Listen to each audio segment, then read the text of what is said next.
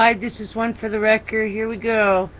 This is from BPEARTHWATCH, and he has his caller that's Mike from around the world. And check this out. It's called End of Days Part 2 of 4. It's a heads up. I found it very interesting. So they keep getting higher and higher, so much so they can see them by the optics in the orbiting satellites around Mars now. And it's quite the phenomenon.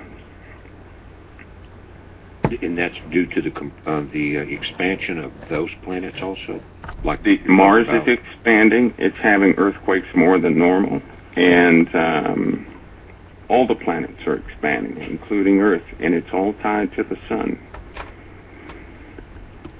And the sun's tied to the Milky Way, to the whole galaxy. Yes, because we're passing in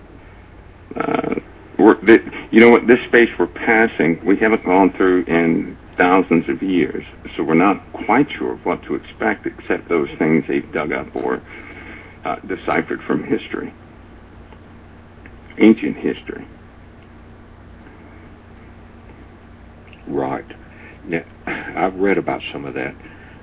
The time, people don't realize how close we are.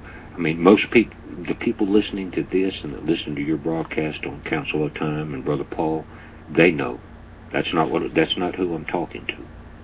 But when I was in Washington, I realized what a small crowd we are, Mike, the internet community. Even though as large as Facebook and YouTube is and the other websites, as I talked, there were probably close to 1 million people there for Memorial Day, stretched out through all the monuments and the malls.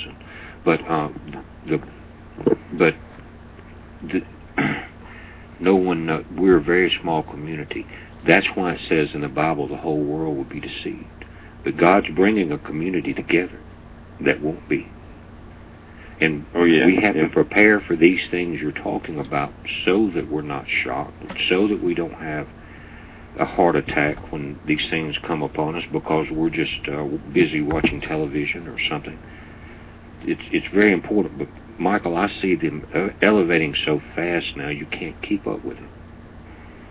Yeah, that's an issue, and it begins to overwhelm people as far as what's coming. But it did say men's hearts would fail them for fear for what is coming upon the earth. And you know what, Jesse? Still to this day, now I know the storms are harsh. I know they are harsh, and I hope we have more time in the future to cover some things that are critical to understanding these end-time prophecies, because a great majority of these end-time prophecies surpass what people are comfortable to. And what they've done was, most people limit what's coming into their own world of comfort and what they have learned. What they don't understand is, for something to make a person have a heart attack, that's men's hearts failing them for fear. To have a heart attack is something outside of their comprehension and or understanding. In other words, it's the unbelievable thing that they say could never happen or couldn't exist, happened and did exist. And that's what's going to cause them to have heart attacks, because no one's going to have a heart attack over a storm. No one's going to have a heart attack over a meteor shower. But they certainly will have a heart attack if they thought something was going to end life on Earth and things of that nature. They would just be overwhelmed. And listen, as much as we dive into it and study it and try to understand it, we run that same risk, Michael, because it will be more than we can comprehend, except the fact that we at least know that. Yes. At least we know it's going to be. And we're going to be dealing with it on 2 levels. And God's in control, and a lot of people worry about, and we may see some FEMA camps, things like that on the bottom line, but this earth is changing so fast that man's plans are going to be kind of, it's like a thief in the night. They think they've got a little longer time to implement their one world takeover. Well, God has a little message for them. You're going to, if you survive, which you may not want to be underground wishing the rocks fall on you, but that's their plan. And we know it, but I think he's moving faster than they are. But then on the spiritual level, it says the Antichrist will also show wonders in heaven, Michael, and deceive. Yeah. And so we've got that level of shock and awe. Yeah. What do you think about that? You know what, Jesse? I really do. There are a couple things I like to say. The first one is this: is that we all have our different takes on prophecy. We have different takes on it, but ultimately we're all going to know the truth.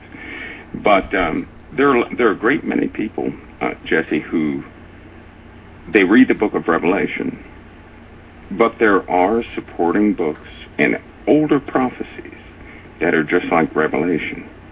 And I think the public is actually there are a group of people fighting to get these documents released to people, to get these archaeological finds, because they are extremely important. When the average person reads Revelation, they can read through the entire book, but they get lost in the order of events. And they can't accept that it's in a type of chronological order. Now, these other ancient texts tell the story very well. And it's just like the vision that John was given. And it's all about Jesus Christ, which is why they were suppressed in the first place. But, Jesse, saying that, I have to point this out, is that we're all going to have our different takes in how Revelation ends. It's important that we understand the events in Revelation so that when they do come, despite what our previously conceived notions were, we can see it and understand the timing that we're in. So it's important for us to know the entire book. And then the Lord will reveal to us as things are happening, hey, you're in this season, you're in this season, you're in this season. And then we'll know. But I noticed something about the New World Order. I'm not going to call it the New World Order. I'm going to call it the Utopia. That's what I will refer to it as. Because the book of Revelation gives it tells us, one, that they thought they were going to have a new world order, and it didn't happen because celestial events combined with earthly events tore this entire world apart. That's the first thing. Number two, when they hid themselves in the rocks and in the caves, we have to use our brain there. Only the people who worship Lucifer are going to allow anybody to go into their underground bases. And when you know it, in Revelation 13, these same groups of people came up and worshiped the beast.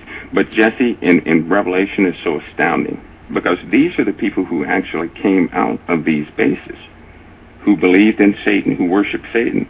And when you know it, in Revelation 13, in verse 4, it says this: and they worshiped the dragon, which gave power unto the beast, and they worshiped the beast. These people worshiped Lucifer. And here's what they're saying now. No, that's right. Here's what you're saying. That's right. Okay. That's right. Okay. And they're saying right now that no person that does not take the Luciferian initiate will live in the new age. This is what they're saying. If you do not take the Luciferian initiate, you'll get your head chopped off. This is what they're saying. This is what they're boasting about right now. And I heard you discuss the mark of the beast, and you're right. The mark of the beast is not going to be something sneaky. It's not going to be something like that. But I'll tell you this: after the world is pummeled by event after event and meteor showers and so forth, people who are not strong in their God will want to say, I just want my comfort back. Those are the ones that are going to take the mark.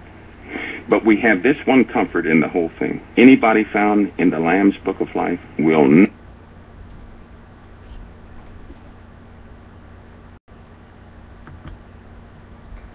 not take the mark. Alrighty then. Alright. I just wanted you to hear that one. So we got all kinds of stuff going on. Let's go back to here. So, live, this is one for the record. I'm Diana, and today is June 7th, 2014. Here are your news updates. I'm sorry, June 8th, 2014. Here are your news updates for today. Let's see if we can get into... Let's see if we can get into the watchers watching the world real quick. We only have like 4 minutes left. I found his discussion very interesting. Alrighty then.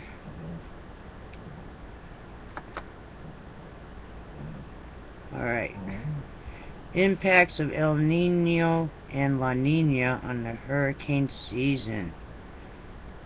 Wow. El Nino is a phenomenon where ocean temperature becomes warmer than in an equatorial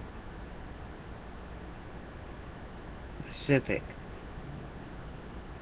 Warm El Nino events are characterized by more tropical storms and hurricanes in the eastern Pacific. There's a geometric storm reaching G2, moderate levels in progress. Max is talking to the kitty.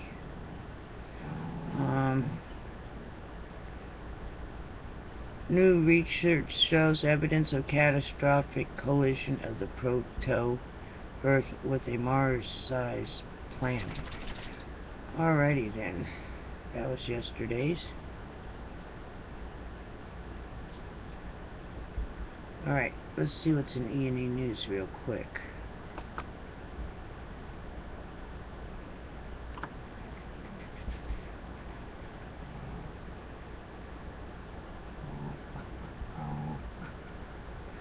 Max, stop. He's talking. Ouch. Here we go.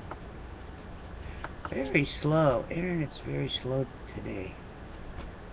Sorry about that. I don't know. Must be a lot of people on the internet. Cat jumping around. June 8th. AP reporter, after going to Fukushima, there are really people getting sick. The fear keeps building. It's probably the biggest story of my life with AP for more than 20 years. I don't want to sound alarmist or scare anybody, but this is real. Alrighty then.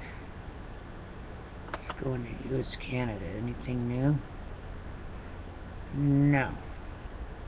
Alrighty then. So, we're getting ready to start the countdown all over again. We're going into Monday. It's the end of the weekend.